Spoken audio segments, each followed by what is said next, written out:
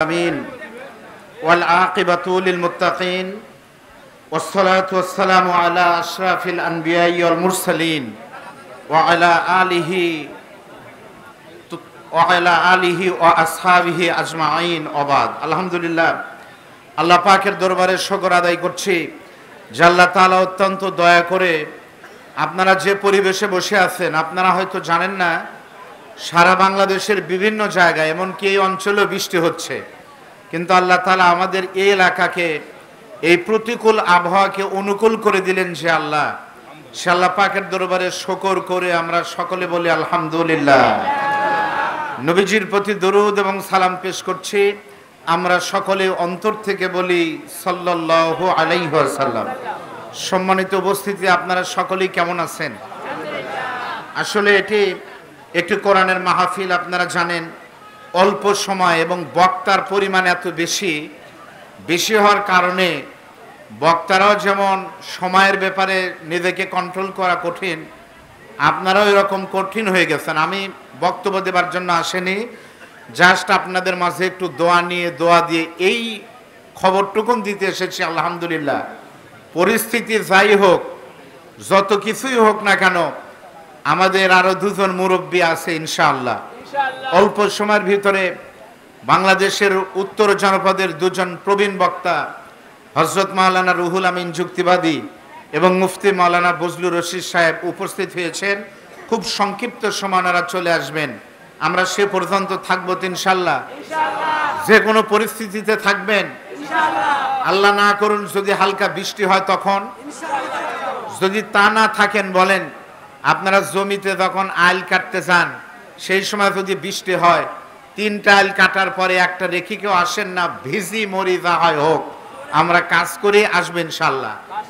এরকম আমাদের মূল 2টা আইল এখনো বাকি আছে, আমরা শেষ করে যাব। আল্লাহ কবুল করুন, বলেন আমিন। আমার সঙ্গে জবান খুলে মহব্বতে কেউ কথা বলবেন না, বললে দায় আপনি থাকবেন।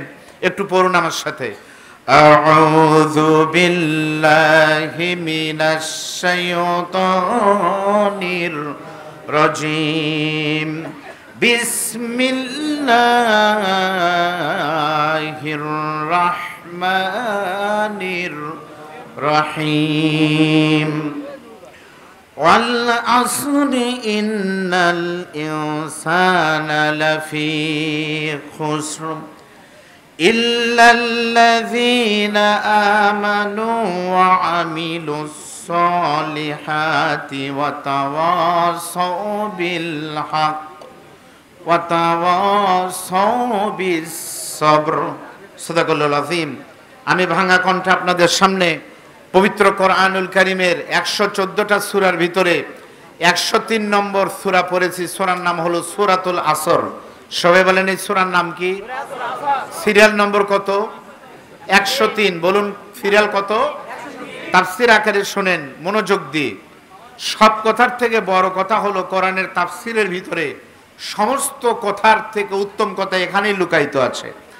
এই সূরাটা আল্লাহর নবীর মক্কার জীবনে অবতীর্ণ হয়, নাম হলো মাক্কি সূরা। বলেন কি সূরা? মাক্কি সূরা। এই সূরাতে মোট আয়াত সংখ্যা 3টি।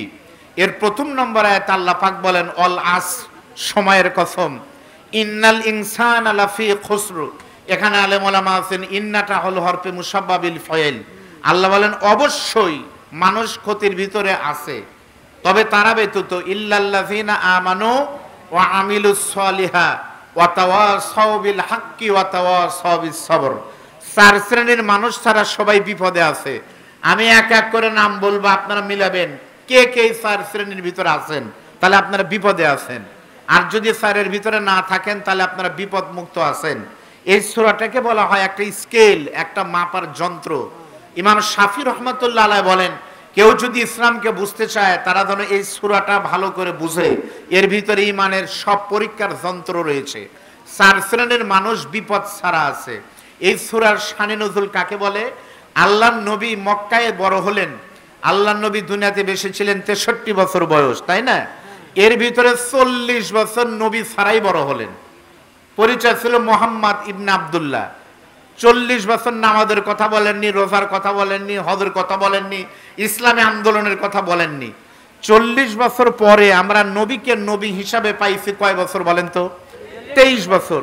এখন আমি প্রশ্ন করতে চাই, বলেন তো ভাই, এই 40 বছর কেন আল্লাহ মাইক বন্ধ করে রাখলেন? কি জন্য নবীকে নবী বানালেন না? তার উত্তর কি আপনাদের কাছে আছে? তার উত্তর হলো, যদি আল্লাহর নবীকে প্রথম থেকেই নবী বানাতেন, তাহলে আবু জেহেল, উতবা, সাইবা, মুগিরা বলতো একই গ্রামে বাড়ি, একসাথে বাজার করি, একসাথে সবকিছু করি, খেজুর লাগাই, কিন্তু আব্দুল্লাহর এতিম ছেলে নবী হবে এটা আমরা মানি না। সেজন্য আল্লাহ তাআলা নবীকে নবী ছাড়াই মানুষ হিসাবে 40 বছর ওদের চোখের সামনে বড় করেছেন। ওদের সামনে উঠা বসা করে যখন সব বাচ্চারা খারাপ কথা বলে, আব্দুল্লাহর এতিম ছেলে বলে না, সবাই খারাপ কথা বলে, নবী বলে না, কটু কথা বলে, নবী বলে না, সব বাচ্চারা এমনি উলঙ্গ হয়ে ঘুরে, নবী ঘুরে না। সমস্ত ভালো গুণাবলী থাকার কারণে হাটে বাজারে মোড়ে সব জায়গায় আলোচনা হয়। আর যাই হোক, আব্দুল্লাহর এতিম ছেলে বাবা না থাকলে কি হবে? আমাদের মক্কার ভিতরে সব থেকে বিশ্বস্ত, সব থেকে ভালো মানুষের নাম হলো মুহাম্মদ। আমরা সকলেই মিলে সামাজিকভাবে তার ডিগ্রি দিলাম, মুহাম্মাদের নাম হলো আল আমিন। জোরে বলেন আল্লাহু আকবার। এই ডিগ্রি আবু জেহেল তখন দিলেন, আল্লাহর নবী আল্লাহ তখন বুঝলেন এইবার তাহলে দায়িত্ব দেওয়া যায়। তখন আল্লাহ তাআলা নবীকে 40 বছর বয়সে নবুয়তি জাহা দিছে। সঙ্গে সঙ্গে নবী বললেন, লা ইলাহা ইল্লাল্লাহ মুহাম্মদ রাসূলুল্লাহ, আল্লাহ ছাড়া ইলাহ নাই, আমি আল্লাহর নবী। সাথে সাথে চার দোকানে গল্প শুরু হলো। নবী ভালোই, মুহাম্মদ ভালো ছিল, কিন্তু এই লোকটাই নতুন করে ইসলামের দাওয়াত দেওয়ার কারণে বিপদের মধ্যে পড়ে ক্ষতির ভিতরে পড়ে গেছে। নতুন তাদের বক্তব্য। তাহলে আল্লাহর নবী ইসলাম বিরোধীদের কাছে খারাপ হলো কত বছর পরে? 40 বছর পরে। আমাদের বাংলাদেশ আমরা দেখেছি ইসলামী আন্দোলনের রাহবাররা, আব্দুল সালাম যুক্তিবাদী ভাই বারবার যে পাখির কথা বললেন, কোরআনের পাখি আল্লামা সাইদি খারাপ হয়েছে, রাজাকার হয়েছে ইসলাম বিরোধীদের কাছে 40 বছর পরে। জোরে বলেন কথা ঠিক না ব্যাঠিক? এই কোরআনের দাওয়াত, হক কথার দাওয়াত দিলে বন্ধুরা শত্রু হয়ে যাবে। জোরে বলেন কথা ঠিক না ব্যাঠিক? কিন্তু আমাদের একই কথা, আমাদের কোনো বন্ধুর দরকার নাই। আমরা দেখেছি, আমি আব্দুল বারী রশিদি বিপদ করতে পারি, খারাপ হতে পারে, আপনার শত্রু, কিন্তু আপনি যদি মানুষ হন, আপনার ভিতর মনুষ্যত্ব থাকে। আমি এখানে আসার আগে একটা আর্টিকেল পড়তেছিলাম আপনাদের দয়ায়। আমার অল্প কয়েকদিন মাস আগে ডক্টরেট ডিগ্রি, পিএইচডি ডিগ্রি হয়ে গেছে। পিএইচডি করার সময় আমি পড়াশোনা করে দেখেছি, একটা আর্টিকেল পড়তেছিলাম, ঢাকা বিশ্ববিদ্যালয়ে আজকে ইসলামী আন্দোলনের কর্মীদেরকে আল্লামা সাইদি, শহীদ মতিউর রহমান নিজামী রহমাতুল্লাহ আলাইহি সহ সমস্ত ভালো মানুষের ছবি নামানো হলো। যারা নামালেন আপনাদের নাম আমরা নিতে চাই না। ঢাকা বিশ্ববিদ্যালয়ে, আমরা বিশ্ববিদ্যালয়ে পড়াশোনা করেছি, বিশ্ববিদ্যালয়ের ছাত্রদের পানির ব্যবস্থা নাই। ঢাকা শহরে পানি অত্যন্ত দূষিত পানি। ঢাকা বিশ্ববিদ্যালয়ের ছাত্র সংগঠন গিয়ে বিশ্ববিদ্যালয় প্রশাসনকে বললেন, স্যার পানির ব্যবস্থা করেন, একটু গরমের দিনে ঠান্ডা পানি, ঠান্ডার দিনে গরম পানি, বিশুদ্ধ পানি। ঢাকা বিশ্ববিদ্যালয়ের ভিসি বললেন, বাবা ফান্ড নাই, সব ফান্ড দিল্লিতে চলে গেছে, আমরা মিসকিন হয়ে আছি। তখন ঢাকা বিশ্ববিদ্যালয়ের ইসলামী আন্দোলনের ভাইরা সাবেক ভাইদের কাছে, মির্জা গালিবদের মতো ভাইদের কাছ থেকে হাত পেতে লক্ষ লক্ষ টাকা নিয়ে প্রত্যেকটা হলে 18 লক্ষ টাকা করে খরচ করে ছাত্রদের জন্য পানির ব্যবস্থা করে দিলেন। সব ছাত্ররা তাদের জন্য দোয়া করলেন। কে বা কারা এই সময় এসে সেই পানির ফিল্টার ভেঙে দিয়ে রাতের বেলায় ছাত্রদের পেটে লাথি দিয়েছে? আমরা বলতে চাই, ওরা যদি পুরাতন স্বৈরাচার হয়, নব্য স্বৈরাচার বাংলাদেশে তৈরি হচ্ছে, তার বাংলাদেশের মানুষ হতে দেবে না। ধরে বলেন কথা ঠিক না? আমি অত ভালো কথা বলতে পারি না, তবে আমি দায়িত্ব নিয়ে কোরআন হাতে নিয়ে বলছি, দলের পরিবর্তন করে কোনো লাভ নাই। কিছুদিন আগে দেখলাম আমাদের সরকার সিদ্ধান্ত নিচ্ছে পুলিশের পোশাক পরিবর্তন করো। আচ্ছা, পুলিশের পোশাক পরিবর্তন করলেই কি চরিত্র পরিবর্তন হয়? গতকাল আমি মাহফিল ছিল গাবতলী বগুড়ায়, আমি যে টুপি মাথায় দিয়ে এসেছি, আজকে টুপি পরিবর্তন করে আজহারি ভাইয়ের টুপি মাথায় দিয়ে এসেছি। তার মানে কি আমি রশিদি আজহারি হয়ে গেছি? তাহলে পুলিশের পোশাক পরিবর্তন করলে হবে না। প্রত্যেকটা থানায় লিখে দেন, 1 টাকা ঘুষ খেলে হাত কাটা হবে থানার বাউন্ডারির ভিতরে।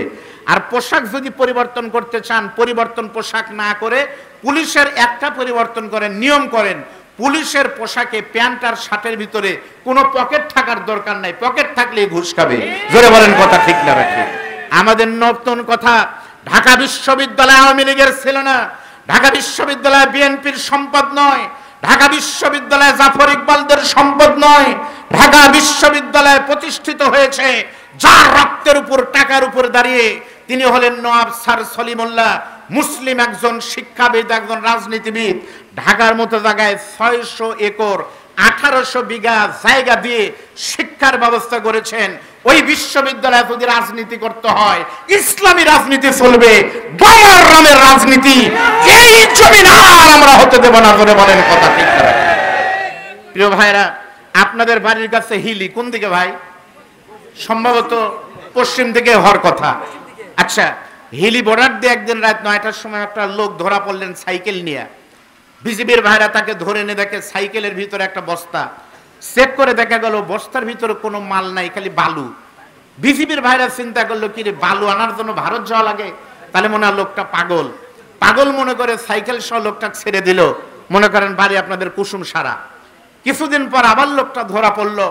এবার বিজিবির নেতাদের সন্দেহ হলো, ক্যাপ্টেন নিয়ে গিয়ে তাকে রিমান্ডে নিয়ে বলতেছে, না, বালু আনার জন্য জীবনের ঝুঁকি নাকি ইন্ডিয়াতে যাবে না, বালুর ভিতরে কোনো রহস্য আছে। রিমান্ডে নিয়ে যখন পিটন শুরু করলো তখন বলতেছে, স্যার মাইরেন না, আসলে আমি বালু আনার জন্য ইন্ডিয়া যাই না স্যার, আসলে যাই আমি একজন সাইকেল পাচারকারী। এইবার দিয়ে 17 বার গেছি, এই পরের 2 বার ধরা খেলাম। আগে তো ধরা খাইনি, এই 5 তারিখের পরে ভালো বিজিবি এসে আমাকে আটকায় দিছে। এই 17 বার আসলে সাইকেল নিয়ে আসি। 7,000 সাইকেল বাংলাদেশে আইলে 18,000 হয়, কিন্তু প্রত্যেকবার ধরা পড়লে আমাকে যা করে দেখছি, বিজিবির লোকজন বলে সাইকেল সাইড করো আর বস্তা চেক করো। বস্তার ভিতরে দেখে কোনো মাল নাই, ইয়াবা নাই, হিরোইন নাই, বালু। তখন ছেড়ে দেয়। আসলে উচিত ছিল সাইকেলের কাগজ দেখাও, বস্তার মালের কাগজ দেখাও, কিন্তু প্রত্যেকবার বলে সাইকেল সাইড করো, বস্তা চেক করো। এই জন্য এই একই বস্তা 17 বার গেছে আর আসছে, বস্তা একটাই। 53 বছরে বাবার শাসন, স্বামীর শাসন, চাচার শাসন দেখেছি। মানুষের তৈরি করা মতবাদ এরকম বস্তা, খালি পরিবর্তন হয় মুদ্রার